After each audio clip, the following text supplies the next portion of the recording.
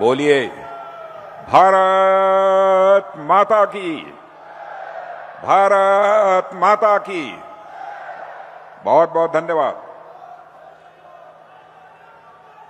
हमारे उत्तराखंड के कर्मठ और क्रियाशील मुख्यमंत्री श्री पुष्कर सिंह जी धामी और यहां के प्रदेश अध्यक्ष और राज्यसभा सांसद श्री महेंद्र भट्ट जी, श्री अजय टमटा जी राज्य मंत्री भारत सरकार, श्री अजय भट्ट जी माननीय सांसद और श्री अजय कुमार जी संगठन महामंत्री, श्री गणेश जी जोशी, श्रीमती रेखा आर्य, श्री मदन जी कौशिक, श्री राम सिंह कैड़ा, सभी मंत्रीगण, श्री खजानदास जी, श्री प्रदीप बत्रा जी, श्री बंशीधर जी भगत, श्रीमती सरिता आर्य, श्री मोहन सिंह जी वेस्ट, श्री गजराज जी वेस्ट, बहुत सारे नाम हैं। और इस सभा में मौजूद मेरे सभी सम्मानित बहनों एवं भाइयों, बच्चों शांत हो जाओ, शांत। इस सभा में मौजूद मेरे सभी सम्मानित बहनों एवं भाइयों, सबसे पहले मैं शौर्य पराक्रम और देशभक्त की मिसाल इस उत्तराखंड की धरती को मैं शीश झुकाकर नमन करता हूं। मैं समस्त उत्तराखंड वासियों का भी शीश झुकाकर नमन करता हूं। और मेरे बहनों भाइयों, उत्तराखंड की यह भूमि, यह वेदों की भूमि है। उत्तराखंड की यह भूमि देवों की भूमि है और यही वह स्थान है जिसे देवताओं का निवास स्थान माना जाता है। मैं उत्तराखंड वासियों के स्वभाव से अच्छी तरह परिचित हूं, क्योंकि लंबे समय तक उत्तराखंड में मुझे काम करने का अवसर मिला है। इस उत्तराखंड का 10-12 दिन के लिए मैं मुख्यमंत्री भी रहा हूं और मेरे मुख्यमंत्री रहते हुए ही उत्तर प्रदेश का विभाजन हुआ था और उत्तराखंड जैसे एक नए राज्य का उसी समय सृजन हुआ था। बहनों भाइयों, मैं यहां के लोगों के स्वभाव से भी अच्छी तरह परिचित हूं। उत्तराखंड के लोग स्वभाव से बहुत ही सौम्य होते हैं, लेकिन मैंने जब देखा है, जरूरत जब भी पड़ी तो स्वभाव से सौम्य होने के बावजूद इनके स्वभाव में पर्वत की अटलता हमको देखने को मिलती है और हिंदुस्तान के किसी राज्य के लोगों में यह पर्वत की अटलता देखने को मिलती है। तो मेरे बहनों भाइयों, यह हमारे उत्तराखंड के बहनों भाइयों के स्वभाव में देखने को मिलती है। यह देवभूमि उत्तराखंड आस्था, अध्यात्म और संस्कृति की भूमि है। यहाँ की पवित्र धरती और यहाँ का कण कण मैं मानता हूं हमारे देश की आध्यात्मिक चेतना को एक नई ऊर्जा देने का काम करता है। और मेरे बहनों भाइयों, यह भूमि सदियों से ऋषियों की धरती रही है, मुनियों की धरती रही है और भारत के अंदर किसी को तपोस्थली के रूप में देखा जाता है तो हमारी उत्तराखंड धरती को तपोस्थली के रूप में देखा जाता है। मैं जानता हूं उत्तराखंड के बारे में, यहां ज्ञान, साधना और संस्कार की परंपरा केवल उत्तराखंड के लोगों को ही नहीं बल्कि पूरे राष्ट्र को यह एक दिशा देने का काम करती है। और आज यह जो सभा आयोजित की गई है, उत्तराखंड के कर्मठ मुख्यमंत्री श्री पुष्कर सिंह जी धामी के 4 वर्ष का कार्यकाल पूरा करने के बाद यह सभा यहां पर आयोजित की गई है। जब पुष्कर सिंह जी धामी बोल रहे थे, गंभीरतापूर्वक मैं उनकी बातों को सुन रहा था, समझने की यह कोशिश कर रहा था। पुष्कर सिंह धामी यहां के मुख्यमंत्री बनने के बाद उत्तराखंड के लोगों के लिए, उत्तराखंड के विकास के लिए उन्होंने क्या क्या कदम उठाए हैं। बहनों भाइयों, पुष्कर धामी को सुनने के बाद मैं कह सकता हूं, चुनाव के दौरान तो इन्हें मैंने कहा था कि देख लीजिएगा, कोई जीतेगा तो पुष्कर धामी के नेतृत्व में ही यह भारतीय जनता पार्टी जीतेगी। और आपने देखा कि उस समय भारतीय जनता पार्टी ने उत्तराखंड में स्पष्ट बहुमत हासिल करने में कामयाबी हासिल की थी। उस समय चुनाव का समय था। एक सार्वजनिक सभा में संबोधित करते हुए मैंने कह दिया था यदि हमको पुष्कर धामी के बारे में कुछ कहना हो तो मैं कह सकता हूं, हमारा धामी यह साधारण धामी नहीं है, बल्कि हमारा धामी यह धाकड़ धामी है।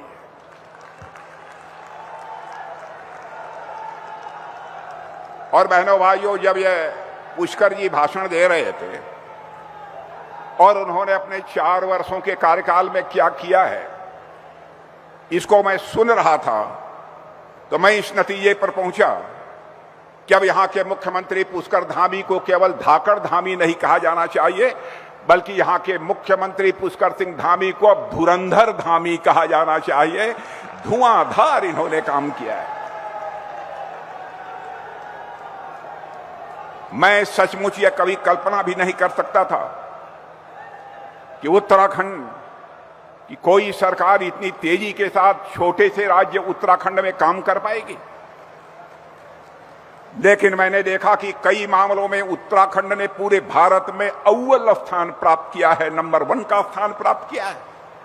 मेरे भाइयों, मैं तो कहना चाहूंगा, पुष्कर धामी के नेतृत्व की सरकार जो 4 वर्ष जिसने पूरा किया है, एक बार हाथ उठाकर तालियां बजाकर उसका अभिनंदन किया जाना चाहिए इस सरकार का। मेरे बहनों भाइयों, आज मैं आपका ध्यान आकर्षित करना चाहूंगा, आज पूरी दुनिया एक संकट के दौर से गुजर रही है। आप जानते हैं, दुनिया में इस समय युद्ध चल रहा है।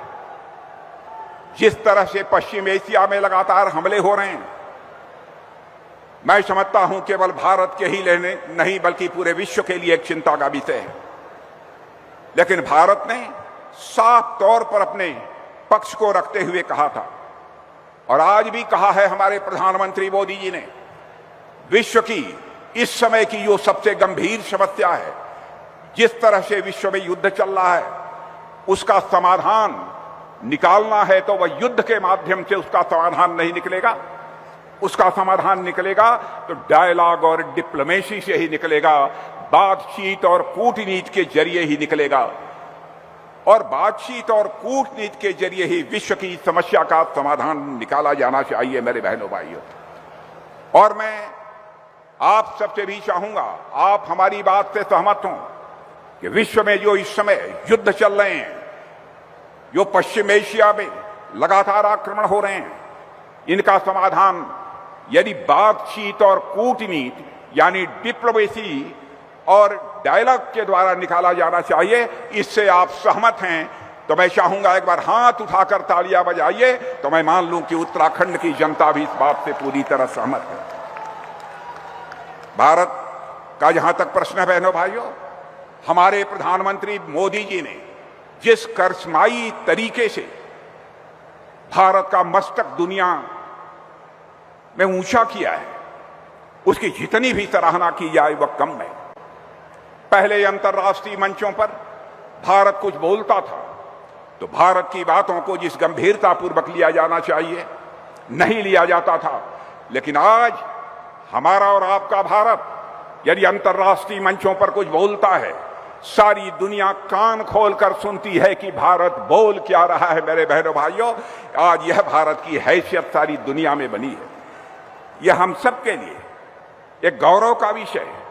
और मैं चाहता हूं कि एक बार आप सभी लोग हाथ उठाकर प्रधानमंत्री मोदी जी को यह कहें, इस संकट की घड़ी में, और मैं संकट की घड़ी क्यों कह रहा हूं, जब दुनिया में युद्ध चल रहा है तो हो सकता है यहां ऊर्जा का संकट पैदा हो, यहां खाद का संकट पैदा हो जाए।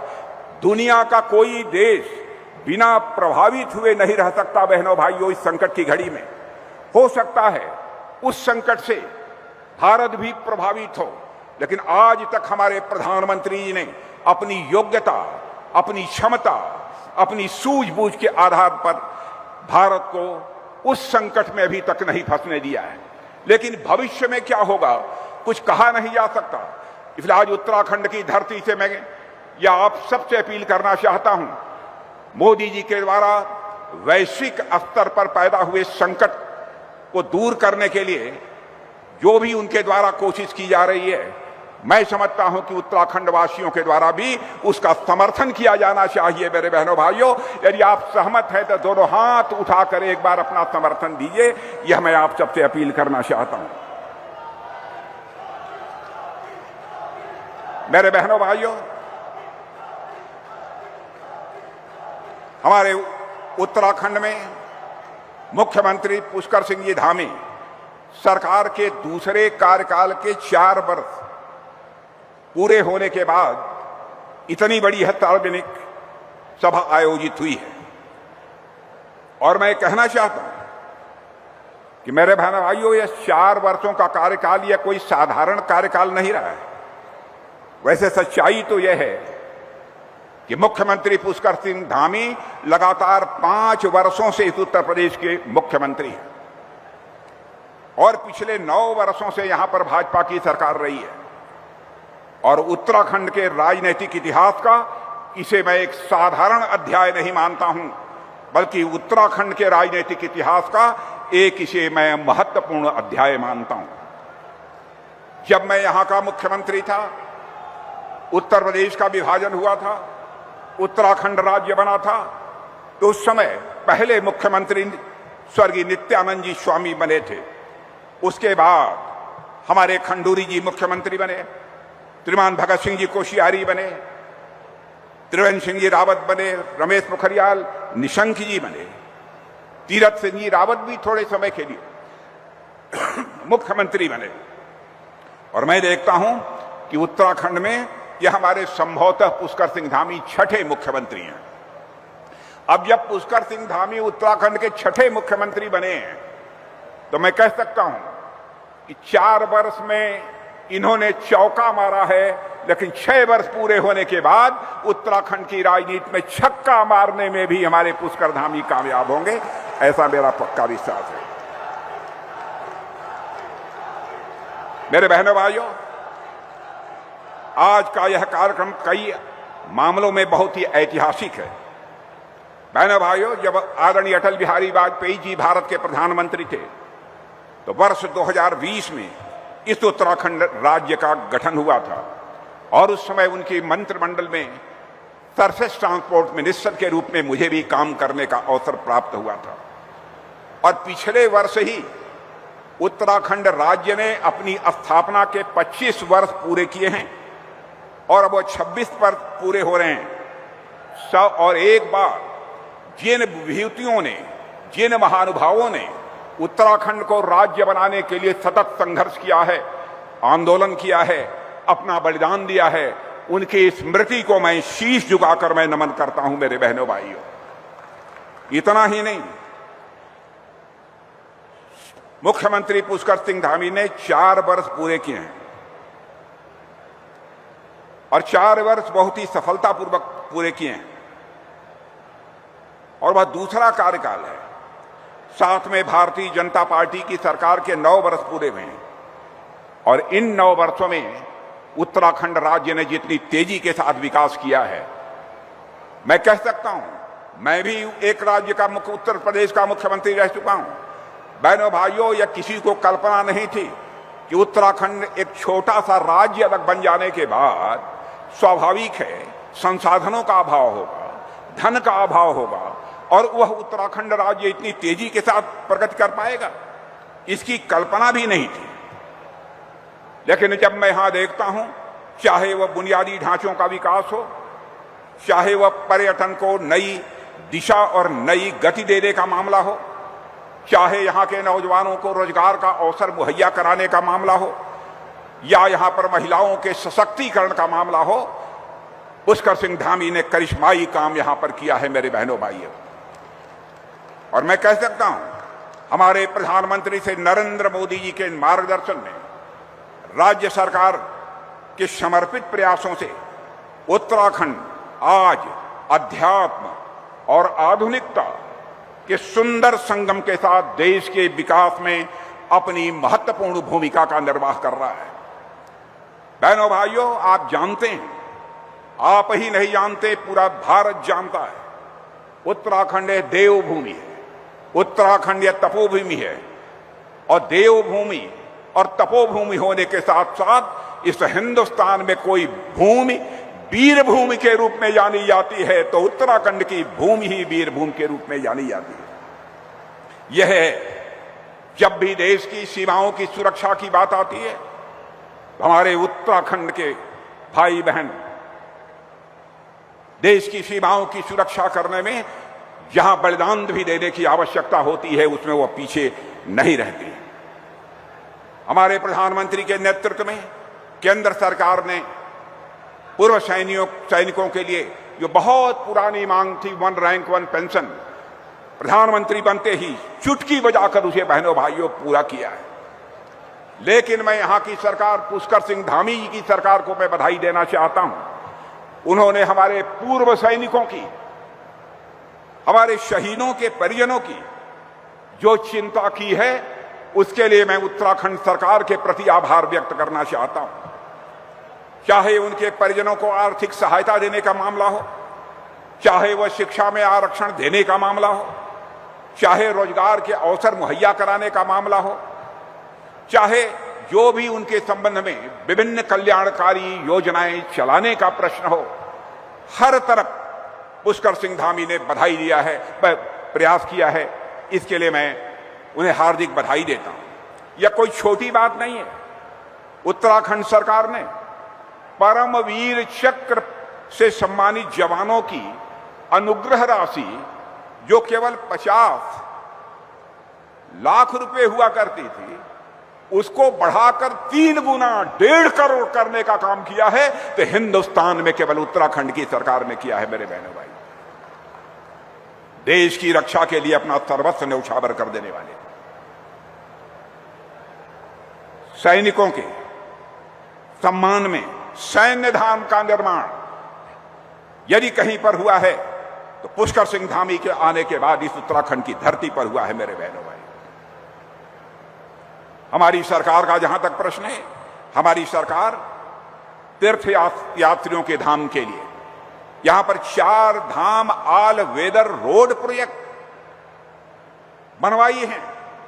कुछ पर काम चल रहा है और यह पुष्कर धामी के आग्रह पर हमारे प्रधानमंत्री मोदी जी ने यह पहल की। उत्तराखंड के विकास और श्रद्धालुओं की सुविधा के लिए मैं मानता हूं 4 धाम ऑल वेदर रोड प्रोजेक्ट एक ऐतिहासिक कदम है। इसके अंतर्गत बहुत सारा काम हो चुका है, बहुत कुछ किया जा रहा है। पहले यात्रियों को जोखिम भरी पतली पतली सड़कों से यात्रा करनी पड़ती थी और जाकर इन धामों पर अपने आराध्य का दर्शन करने का यह अवसर प्राप्त होगा। बहनों भाइयों, अब इस परियोजना के माध्यम से सुरक्षित और हर मौसम में चलने योग्य सड़कों का निर्माण किया जा रहा है। इससे स्वाभाविक है कि श्रद्धालुओं की यात्रा बहुत ही सुगम होगी और केवल सुगम ही नहीं होगी बल्कि सुरक्षित भी होगी। इतना ही नहीं होगा, स्थानीय व्यापार भी बढ़ेगा, रोजगार के नए अवसर भी मिलेंगे और उत्तराखंड की इकोनॉमी, उत्तराखंड की अर्थव्यवस्था को भी एक नई गति मिलेगी। उत्तराखंड की अर्थव्यवस्था को एक नई दिशा मिलेगी। मुख्यमंत्री पुष्कर धामी के मेहनत और समर्पण के कारण बहनों भाइयों, आज मैं कह सकता हूं, सारे देश में घूमता हूं, दुनिया में भी जाता हूं, मैं कह सकता हूं उत्तराखंड आज विकास के रास्ते पर उत्तराखंड तेजी से अपने कदम बढ़ा चुका है और उत्तराखंड को एक विकसित राज्य बनने से अब कोई रोक नहीं सकता है। आज उत्तराखंड में इंफ्रास्ट्रक्चर के क्षेत्र में जो बदलाव दिख रहा है वह अभूतपूर्व है। बहनों भाई, आज उत्तराखंड की कनेक्टिविटी बढ़ रही है। राज्य में 2 लाख करोड़ रुपए से अधिक की परियोजनाओं पर काम चल रहा है। मुझे आश्चर्य हुआ, उत्तराखंड जैसे छोटे राज्य में 2 लाख करोड़, 150 करोड़ नहीं, 2 लाख करोड़ रुपए से अधिक की परियोजनाओं पर इस समय काम चल रहा है। अब मैं एक आंकड़ा आपके सामने रखना चाहता हूं। 2009 से 2014 के दौरान यहां पर जो रेलवे की परियोजनाएं थी उन पर औसतन केवल 187 करोड़ रुपया प्रतिवर्ष खर्च होता था। और आज मैं आपको बताना चाहता हूं पहले 187 करोड़ इन रेल परियोजनाओं पर खर्च होता था और आज यह बढ़कर 4,500 करोड़ तक पहुंच गया है मेरे बहनों भाइयों। यह कोई सामान्य उपलब्धि नहीं है। आप जानते हैं ऋषिप्रयाग कर्णप्रयाग रेल परियोजना की क्या प्रगति है। दिल्ली देहरादून एक्सप्रेसवे बनकर लगभग तैयार हो गया है। गौरी कुंड, केदारनाथ और गोविंद घाट हेमकुंड साहिब रोपवे का शिलान्यास भी हो चुका है। बहनों भाइयों, सचमुच इस डबल इंजन की सरकार ने जिस तरीके से उत्तराखंड को विकास के रास्ते पर आगे बढ़ाया है, उसकी जितनी भी सराहना की जाए वह कम है। मैं मानता हूं कि यह उत्तराखंड की धरती मेरे बहनों भाइयों केवल देवभूमि ही नहीं है, बल्कि नारी शक्ति की यह पावन भूमि भी है। उत्तराखंड की धरती, यहां रानी कर्णावती जैसी वीरांगनाएं पैदा हुई हैं। उनकी गाथाएं भी लोग जगह जगह सुनाते हैं। गौरा देवी जैसी प्रकृति की रक्षा करने वाली महिलाओं का साहस यहां पर है। यह बछेंद्री पाल जैसी बेटियों की धरती है, जिन्होंने सभी को नई ऊंचाइयों को छूने की एक प्रेरणा दी है। ऐसी यह पवित्र भूमि उत्तराखंड की धरती है। पद्मश्री से सम्मानित बसंती बिष्ट, बसंती देवी जी और बंदन कटारिया जी जैसी उत्तराखंड की बेटियों ने अपने कार्यों से इस उत्तराखंड का नाम भारत में ही नहीं बल्कि सारी दुनिया में रोशन किया है। स्वाभाविक रूप से इससे महिला सशक्तिकरण का संदेश सारे भारत को जाता है। मेरे बहनों भाइयों, मुख्यमंत्री श्री पुष्कर धामी के नेतृत्व में आज उत्तराखंड महिला सशक्तिकरण की दृष्टि से तेजी से आगे बढ़ रहा है। मुझे यह जानकर बेहद प्रसन्नता हुई कि सरकारी कामकाज में भी, सरकारी सेवाओं में भी लगातार यहां पर निरंतर महिलाओं की भागीदारी बढ़ रही है और यहां पर महिलाओं को 33% आरक्षण देने का काम भी यहां की सरकार ने किया है। मैं समझता हूं यह कोई सामान्य बात नहीं है। इसके लिए भी मुख्यमंत्री धामी जी बधाई के पात्र हैं।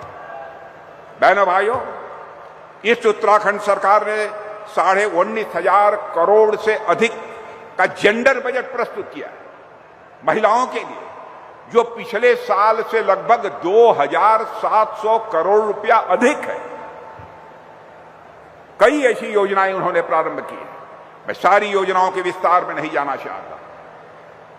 एक सबसे बड़ा काम, जिस समय इस आजाद भारत में भारतीय जनसंघ के रूप में हम लोगों ने अपनी राजनीतिक यात्रा प्रारंभ की, हमारे नेता उस समय के पंडित श्यामा प्रसाद मुखर्जी भी कहा करते थे, पंडित दीनदयाल उपाध्याय जी भी कहा करते थे, जिस दिन हमको भारत की संसद में स्पष्ट बहुमत मिलेगा, बहनों, जिस दिन हमको सरकार हमारी बन जाएगी, हम यूनिफॉर्म सिविल कोड, समान नागरिक संहिता लागू करेंगे।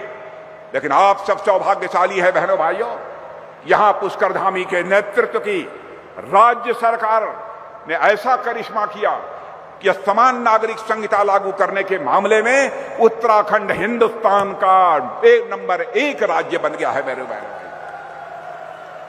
मैं मानता हूं यह साहसिक कदम भी है और साथ ही सूझबूझ का भी कदम है।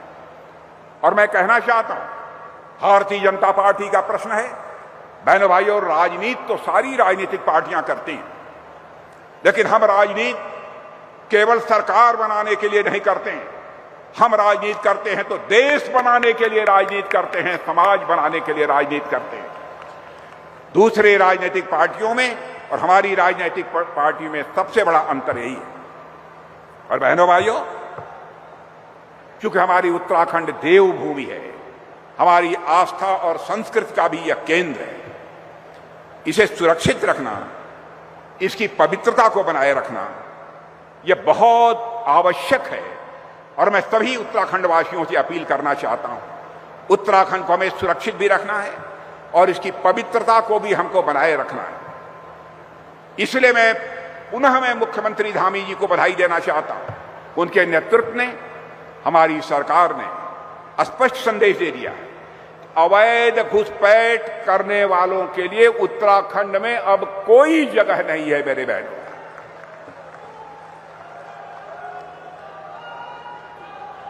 बहनों भाइयों, कोई बाहर से आकर जी बसना चाहता है, उसमें कोई आपत्ति नहीं,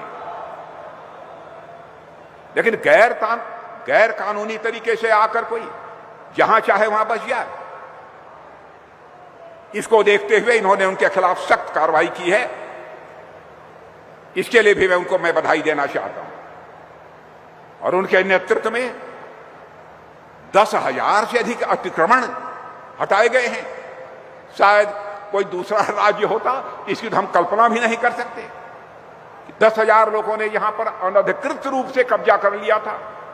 उस कब्जे को हटाने में भी कामयाबी हासिल की है उन्होंने। शिक्षा की दृष्टि से भी बहुत महत्वपूर्ण कदम उन्होंने उठाए। सबको समान शिक्षा, आधुनिक शिक्षा मिलनी चाहिए। नकल पर पाबंदी लगाई है।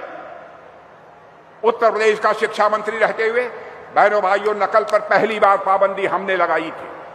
हाहाकार मचा था सारे देश भर में, लेकिन उसके बाद यह करिश्माई काम किसी ने किया है तो आपके मुख्यमंत्री पुष्कर सिंह धामी ने किया है। बहनों भाइयों, उनकी सरकार ने किया है। आज मुझे अत्यंत प्रसन्नता हो रही है कि मुझे हल्द्वानी में आप सभी के बीच आने का मेरे बहनों भाइयों अवसर मिला है। हल्द्वानी पूरे कुमायूं क्षेत्र का मैं समझता हूं यह प्रवेश द्वार है। पूरे कुमायूं क्षेत्र का यह प्रवेश द्वार है। जब इस क्षेत्र का विकास होगा तो इसका सीधा प्रभाव पूरे उत्तराखंड पर पड़ेगा। उत्तराखंड की अर्थव्यवस्था पर पड़ेगा, पर्यटन पर पड़ेगा, जनजीवन पर पड़ेगा। जब विकास होता है, यहां का विकास होगा तो उत्तराखंड के विकास की गति भी काफी तेज होगी। हर दृष्टि से मिशन मोड में यहां पर काम हो रहा है, धुआंधार काम हो रहा है। इसीलिए मैंने कहा, धामी जी को पहले हमने धाकड़ धामी कहा था, इसीलिए धुआंधार काम कर रहे हैं, इसीलिए उन्हें हम धुरंधर धामी कह रहे हैं।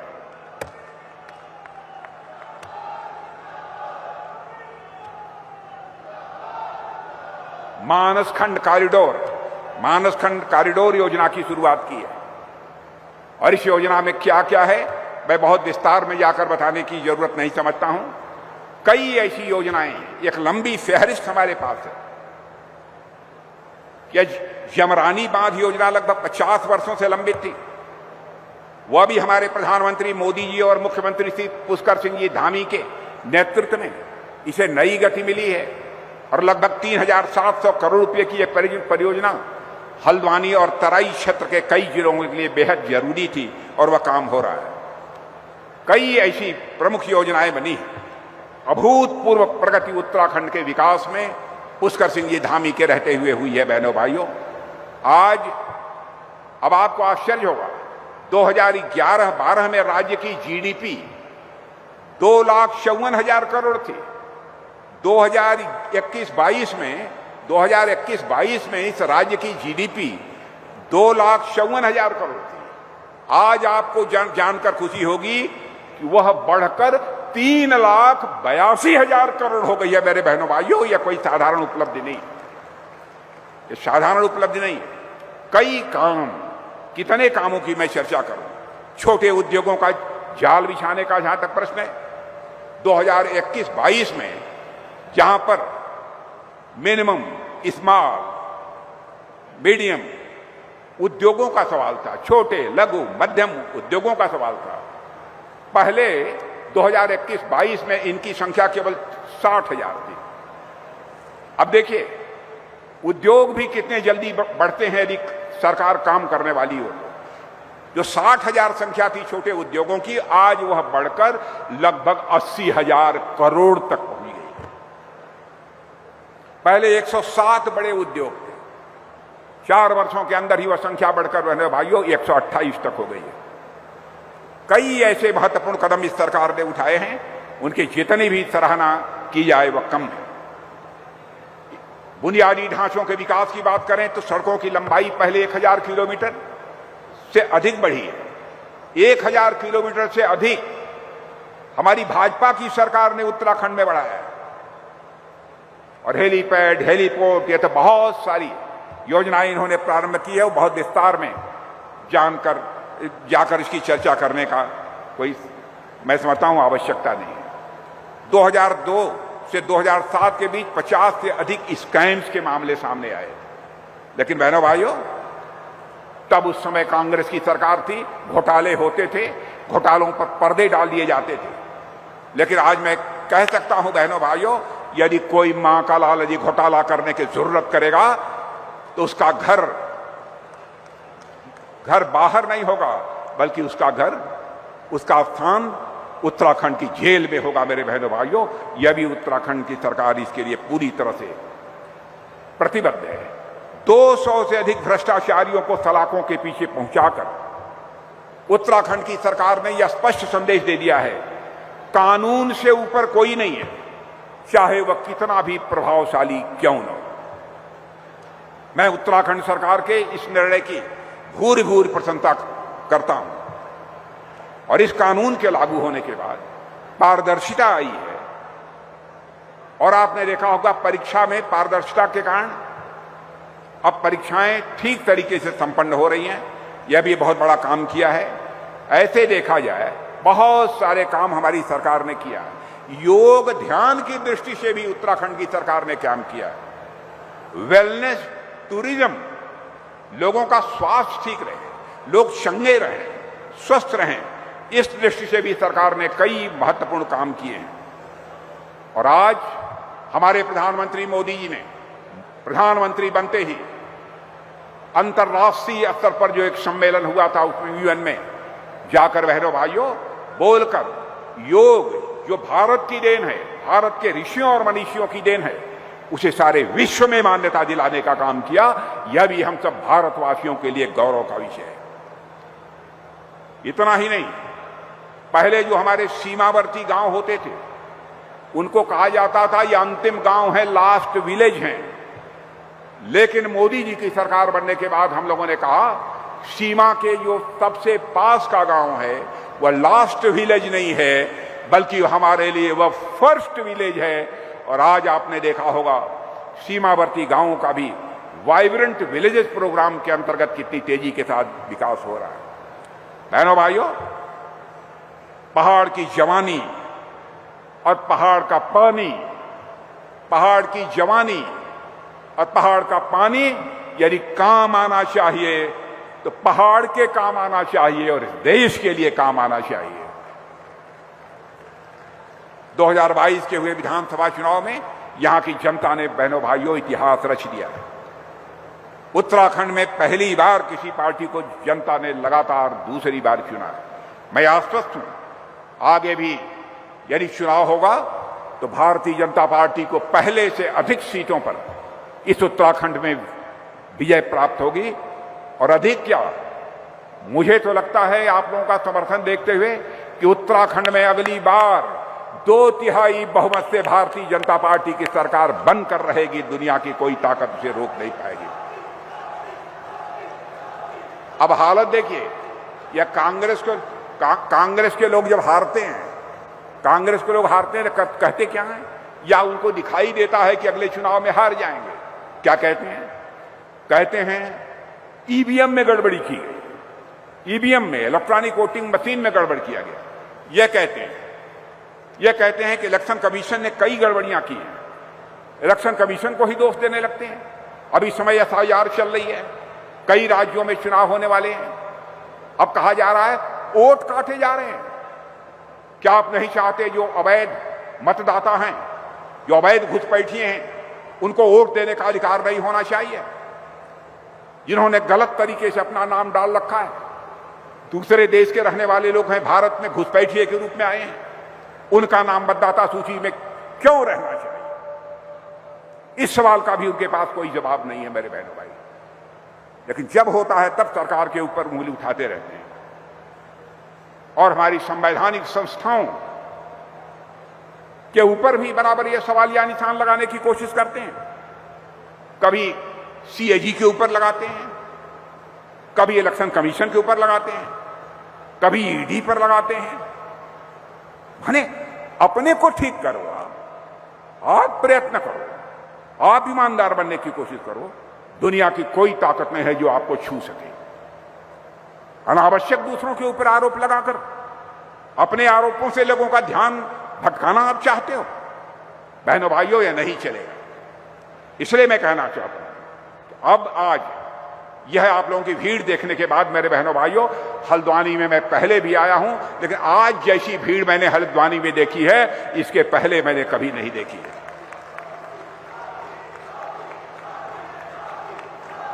और मुझे पूरा विश्वास है कि आगामी जो चुनाव होगा, भारतीय जनता पार्टी के नेतृत्व में निश्चित रूप से भारतीय जनता पार्टी यहां पर 2/3 बहुमत से सरकार बनाएगी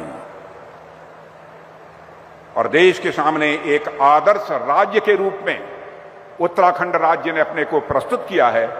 इससे भी बेहतर राज्य यदि आप उत्तराखंड को बनाना चाहते हैं, आपका भरपूर समर्थन भारतीय जनता पार्टी को प्राप्त होना चाहिए। इन्हीं शब्दों के साथ आपको भी, समस्त उत्तराखंडवासी बहनों एवं भाइयों को भी, और यहां के मुख्यमंत्री पुष्कर सिंह धामी और मंत्रिमंडल के सभी सदस्यों को अपनी तरफ से हार्दिक बधाई देते हुए अपना निवेदन समाप्त करता हूं। बोलिए भारत माता की। पीछे के लोग भी हाथ उठाकर भारत माता की। बहुत बहुत धन्यवाद।